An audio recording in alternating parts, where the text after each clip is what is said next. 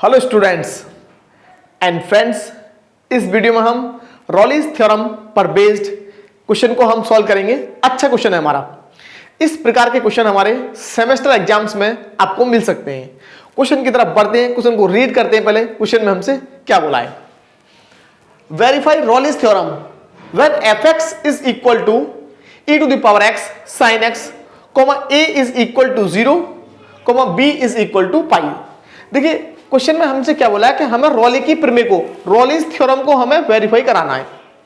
सबसे पहले हमें रॉली की प्रमेय को वेरीफाई कराने के लिए, रॉलीज थ्योरम को वेरीफाई कराने के लिए हमें रॉलीज थ्योरम का स्टेटमेंट हमें क्लियरली एकदम मालूम होना चाहिए, क्लियरली एकदम, राइट। तो स्टेटमेंट को पहले हम लिख लेते हैं कि रॉलीज थ्योरम का स्टेटमेंट को रफली आइडिया मैं आपको दे रहा हूं क्या होता है रॉलीज theorem.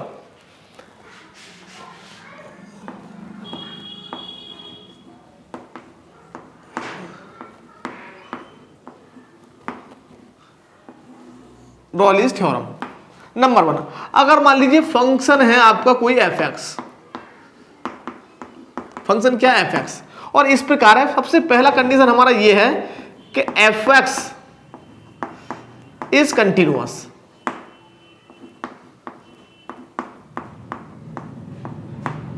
In the close interval 0, पाई। यहां पर तो जनरल लिखेंगे ना a, b, इंटरवल क्या ले रहे हैं हम a, b। ये हमारा क्वेश्चन हमारा 0 to पाई के लिए है। सेकंड क्या हमारा, सेकंड होता है हमारा कि f(x) इज डिफरेंशिएबल, या तो डिफरेंशिएबल हो आपका f(x), और we can say that f(x) exist, f(x) आपका एग्जिट करता है open interval 0, in a, b, open interval में, एंड पॉइंट पर ना हो। थर्ड हमारा कंडीशन ये होता है f of a is equal to f of b, then their exit at least one value c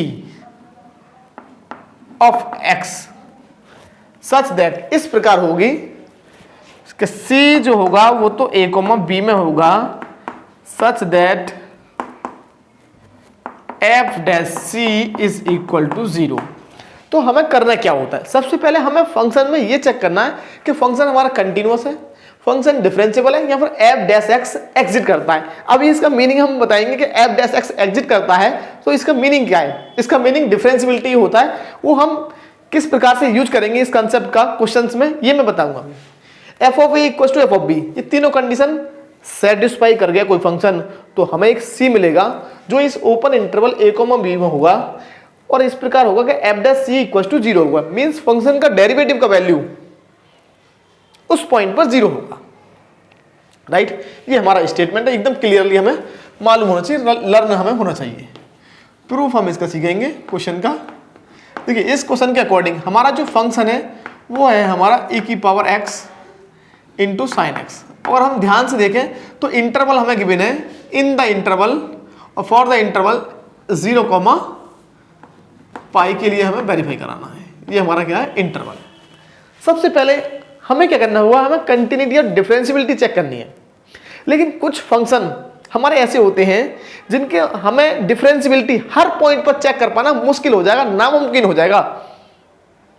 उसका एक अल्टरनेट मेथड है हमारे पास, उसका हम यूज करेंगे। देखिए अब 0 to पाई के बीच में इनफाइनाइट नंबर ऑफ पॉइंट्स हमें मिलेंगे, और हर पॉइंट पर डिफरेंशिएबिलिटी चेक कर लेंगे, नहीं कर पाएंगे हम लोग। तो इसके लिए अल्टरनेट क्या कि हम फाइंड करेंगे फंक्शन का डेरिवेटिव। फंक्शन का डेरिवेटिव, हमने डेरिवेटिव फाइंड किया, differentiate with respect to x, तो f(x) हमको मिल जाएगा e⁻x का e⁻x, sin x का मल्टीप्लाई, प्लस e⁻x का मल्टीप्लाई, और sin x का हो गया cos x। तो f(x) हमारा आ गया e⁻x इंटू ब्रैकेट में हमको मिल गया sin x plus cos x, right. ये हमें मिल गया। अब आप ये चूज करिए, ये आइडेंटिफाई करिए, ये आप देख करके पता लगाइए क्या इस इंटरवल में, इस ओपन इंटरवल में, ओपन इंटरवल 0, पाई में कोई ऐसा पॉइंट तो नहीं है, कोई ऐसा पॉइंट तो नहीं छिपा हुआ जिस पर इस f(x) का वैल्यू फाइनाइट ना मिल रहा हो, अगर फाइनाइट ना मिले, इन्फिनिटी मिल जाए या फिर इमेजिनरी मिल जाए तो डिफरेंशिएबल नहीं होगा। अगर फाइनाइट मिलता है तो फंक्शन हमारा डिफरेंशिएबल होगा, राइट। अब हम क्या देख रहे हैं कि इस इंटरवल में कोई भी ऐसा वैल्यू नहीं जिस पर ये फाइनाइट ना मिले। अब आप सोच रहे होंगे भाई ऐसा कोई एग्जांपल तो होना चाहिए। एग्जांपल मैं आपको बता रहा हूं, अगर मान लीजिए फंक्शन होता है आपका F x equal to 1/x और इंटरवल होता -1,1, ऐसे फंक्शन हमारे होते हैं। तो अगर मैं एफ डैश एक्स निकालता हूं तो ये हमारा आता -1/x², और ये हमारा इन्फिनिटी हो जाता 0 पर, क्योंकि 0 इसके अंदर है और 0 पर ये इन्फिनिटी। इसका मीनिंग क्या कि हमारा जो फंक्शन होगा वो 0 पर डिफरेंशिएबल नहीं होगा। कंटिन्यूटी के बारे में हम नहीं कह सकते, लेकिन डिफरेंशियबिलिटी के बारे में हम 100% हम कह सकते हैं कि हमारा फंक्शन डिफरेंशिएबल नहीं होगा। और अगर इन तीनों में से कोई भी एक कंडीशन फेल, मीन्स रॉलिस थ्योरम हमारा एप्लीकेबल नहीं होगा, वहां पर अप्लाई नहीं होगा, राइट। और यदि function differentiable then also continuous, तो कंटिन्यूअस भी होगा, राइट। तो अब हम यहां लिख देंगे since f dash x is finite in the open interval, यहाँ पर लिखने की आवश्यकता नहीं है, वो खुद ही समझ जाते हैं कि ओपन इंटरवल की ही बात कर रहे हैं। Open interval 0,5, therefore F of X is differentiable in 0,5 और एफ एक्स डिफरेंशिएबल है, therefore F x is also continuous in closed interval 0,5। तो अगर ये डिफरेंशिएबल है तो कंटिन्यूअस हमारा होगा ही 101%, जो कि डिफरेंशिएबल जो होता है फंक्शन वो कंटिन्यूअस होता है, लेकिन कंटिन्यूअस है हम डिफरेंशिएबिलिटी के बारे में कुछ नहीं कह सकते हैं, हो भी सकता है और नहीं भी हो सकता। लेकिन अगर डिफरेंशिएबल है तो हम ये क्लेम कर देंगे, हम ये कह सकते हैं वहां पर कि हाँ हमारा फंक्शन कंटिन्यूअस होगा, राइट। दो कंडीशन हमारी सेटिस्फाई हो गई, कंटिन्यूअस हो गया, डिफरेंशिएबल हो गया। थर्ड हमें satisfy, F of A find करेंगे। एफ ऑफ ए कितना आएगा? F of A means F of 0, तो एफ ऑफ 0 मिलेगा हमें e⁻0 इंटू साइन 0 मीन्स 0, और F of B means F of pi, ये हमें मिलेगा e⁻π इंटू साइन पाई, और साइन पाई हमारा 0 मीन्स 0। इट इम्प्लाइज, इसका मीनिंग क्या हो गया? F of a is equal to f of b हो गया, राइट। अब हमारा फंक्शन हमारा, एक मिनट देखिए, अब हमको करना क्या है, यहां से हमें थोड़ा सा स्ट्रेस हमें देना होगा, माइंड को एकदम न्यूट्रल नहीं छोड़ सकते आप, कि फंक्शन हमारा डिफरेंशिएबल हो गया। अब हम यहां लिख सकते हैं here function f x is equal to e⁻x into sine x satisfies all the condition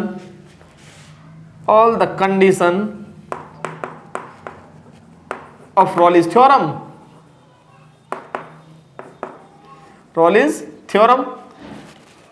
अब ये रॉलिस थ्योरम की सारी कंडीशन को सेटिस्फाई कर गया। इट मीन्स हमें एक सी मिलेगा इस ओपन इंटरवल 0,π में, और इस प्रकार होगा कि एफ डैश सी हमारा 0 होगा। हमें वो सी फाइंड करना है, सी हमें दिखाना है, वेरीफाई, मतलब रॉले की तीनों कंडीशन सेटिस्फाई हमने करा दिया, बस एक हमें सी फाइंड करना है जो इस इंटरवल में होगा और इस प्रकार होगा कि एफ डैश सी 0 होगा, राइट। तो इसको ऑफ कर दें। अब इसका तो काम खत्म हो गया, इसका काम तो भाई खत्म हो गया, इसको तो कर दीजिए रफ, राइट। अब देखिए, अब आपको यहां पर स्ट्रेस क्या देना है, देखिए कि Raleigh's theorem, therefore there exist a number, a real number, or at least one value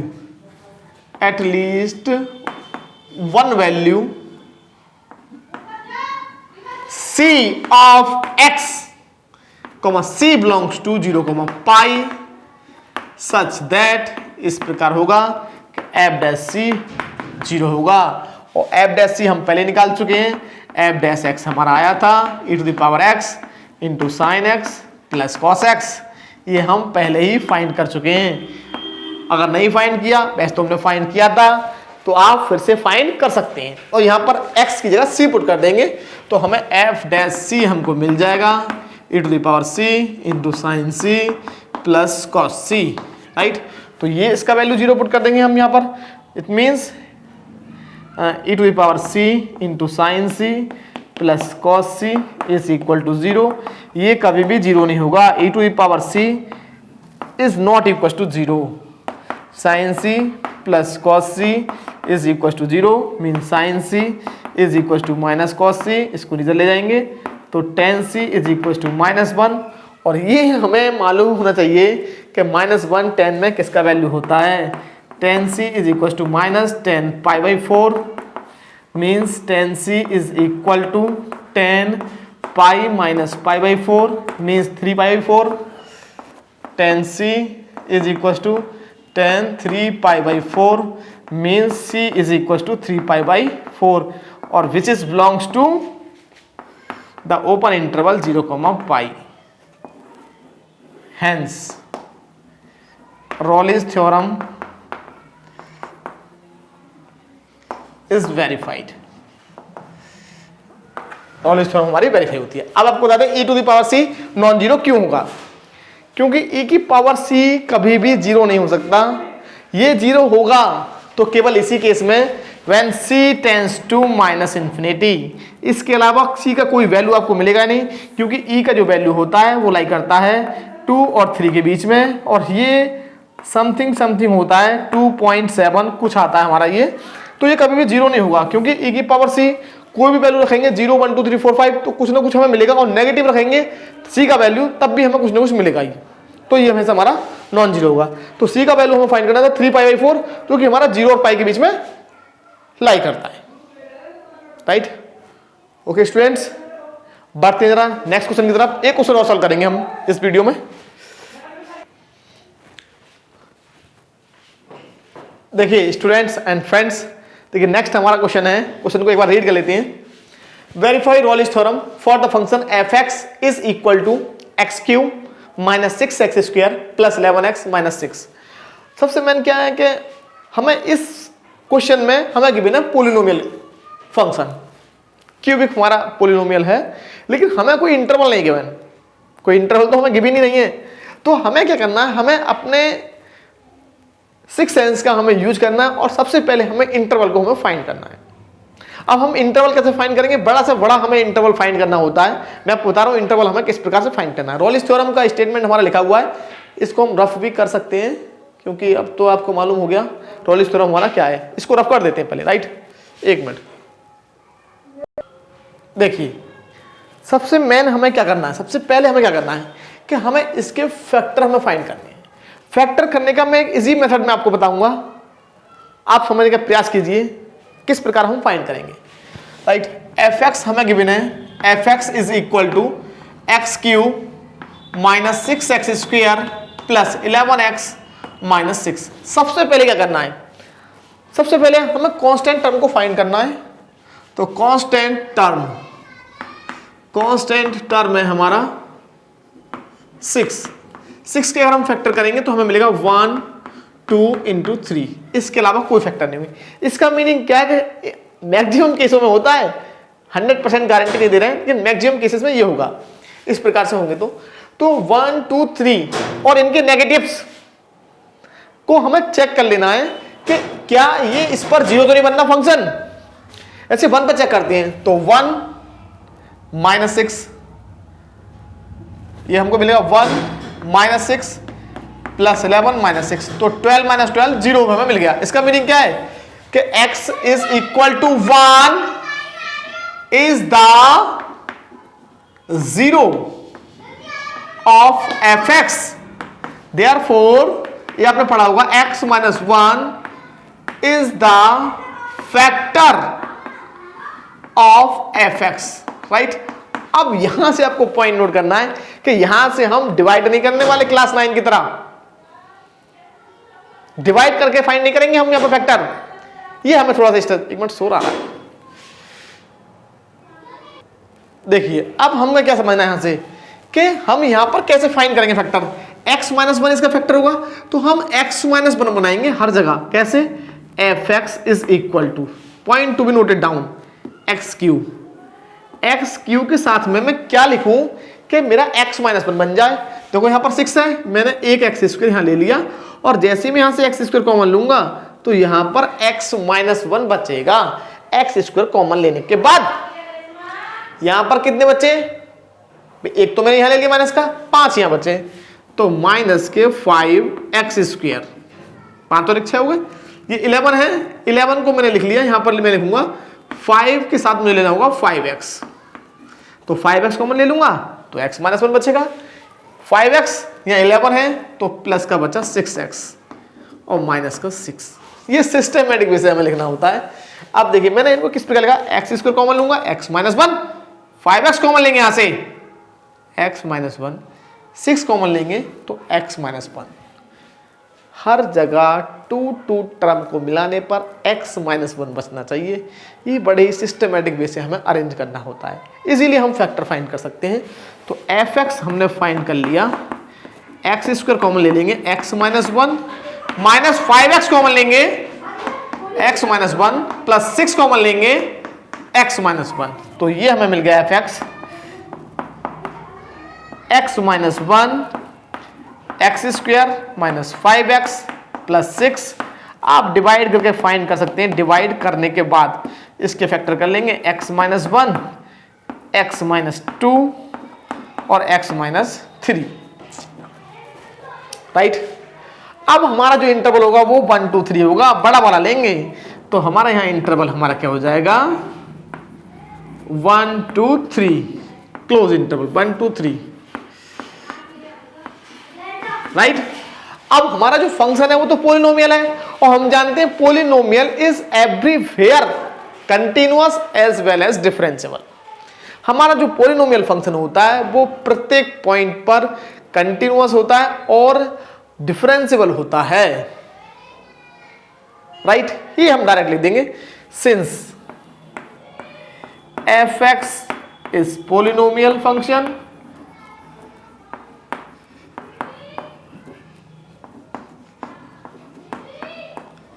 therefore F x is continuous. क्योंकि हमारा जो पॉलिनोमियल फंक्शन होता है वो कंटिन्यूअस होता है। आप चाहे तो डेरिवेटिव फाइंड करके यहां पर इसके हर इंटरवल में जो वैल्यू मिलेगा वो फाइनाइट मिलेगा। इसका मीनिंग क्या है, इन 0,1,3 and F x is differentiable in open interval 1,3। मतलब डिफरेंशिएबिलिटी हमेशा हम ओपन में दिखाते हैं, किसमें, ओपन में, राइट। अब आपको फाइंड करना है F of A means F of one. तो एफ ऑफ वन जब यहां पर पुट करेंगे तो ये हमें 0 बना देगा, मीन्स 1 माइनस 1, 1 माइनस 2, 1 माइनस 3, तो ये हमारा 0 हो गया, means F of one equals to 0। F of 3 find करेंगे तो ये कितना मिलेगा, 3 माइनस 1, 3 माइनस 2 एंड 3 माइनस 3, तो ये 0 हो जाएगा, मीन्स एफ ऑफ 3 हमारा हो गया 0। Means F of 1 is equal to f of 3, 0। Rolle की तीनों कंडीशन सेटिस्फाई हो गई, continuous, differentiable and f of a is equal to f of b. F x satisfy all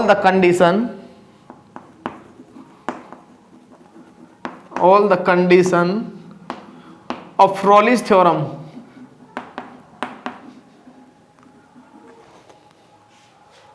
are satisfied. satisfy हो गई ना, y the function fx given fx और fx, right. therefore आप किसी भी प्रकार से लिख सकते हैं there exist at least one value c of x और there exist a real number c belongs to 1,3 such that, इसका मीनिंग क्या, such that f dash c is equal to 0 और एफ डैश एक्स कितना आएगा हमारा, F dash x हो जाएगा 3x square 12x plus 11 6 का हो गया 0। तो ये कितना मिल जाएगा 3c स्क्वेयर, यहाँ पर c पुट कर देंगे ना x की जगह एफ डैश सी निकालने के लिए, minus 12c plus 11 equal to 0। 11 3 जा 33 और 33 के फैक्टर करेंगे हमारा आना चाहिए कितना 12। तो हमें लग रहा है कि हमें यहाँ क्वाड्रेटिक लगाना होगा, तो क्वाड्रेटिक लगाएंगे तो हमें c इक्वल टू मिल जाएगा माइनस बी। क्वाड्रेटिक फॉर्मूला याद है ना, x equal to minus b plus minus b square minus 4ac का रूट अपॉन 2a। इस फॉर्मूले से हम निकाल लें plus minus 144 minus 4ac 4 into 3 into 11 y 3 into 2। तो c हमको मिल गया c is equal to 12 plus minus ये कितना हो गया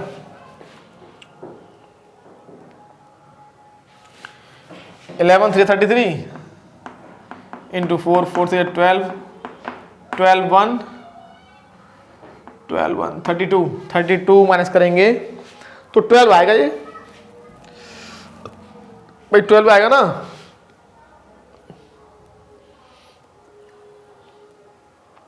132 134 हाँ 12 हमें मिल जाएगा भाई 144 माइनस 132 तो 2 यहाँ पर 1 हाँ 12 आ गया। तो 12 आ गया तो 12 में से बाहर आ जाएगा रूट 12 बाई 6। तो c हमें मिल जाएगा 12 plus minus 2 root 3 by 6 2 common लेकर काट देंगे तो c का वैल्यू मिल जाएगा 6 प्लस माइनस रूट 3 बाई 6। तो हमें सॉरी 3 मिलेगा हमें यहाँ पर राइट। तो एक लाइन और लिख देंगे यहाँ पर आप कौन सा लेना पड़ेगा माइनस वाला या प्लस वाला लेंगे तो बाहर निकल जाएगा हमारा, बाहर निकल जाएगा, प्लस वाला नहीं ले सकते। इसका मीनिंग क्या है, यहाँ से आप माइनस वाला ले लेना।